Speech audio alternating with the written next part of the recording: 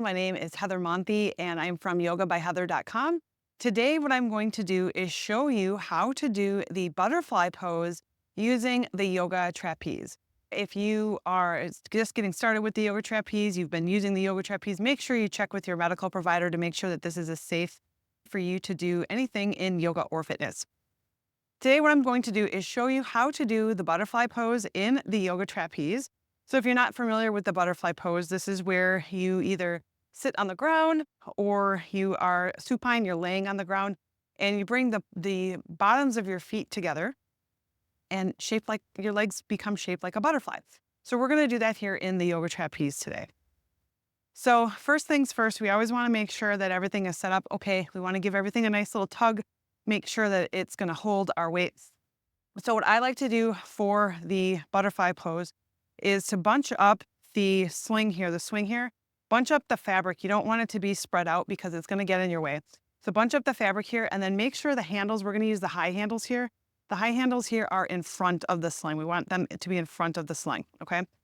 So what I'm going to do is I'm going to grab onto the sling here, place my right foot. You can do your left foot first. Either one is fine. And then place your foot in there at an angle like this. So your right leg is bent out, or if you're doing your left leg first, so your left leg is bent out. So what I'm going to do is I'm going to reach through the sling. I'm reaching through the sling and then grabbing the high handles here for my balance. Okay. And then I'm going to pull myself up. Into the sling. Other leg. Bring the bones of my feet together and then spreading out your knees. All right. Now what I'm going to do is take my elbows and bring my elbows in front of the handles. And we've got the butterfly pose.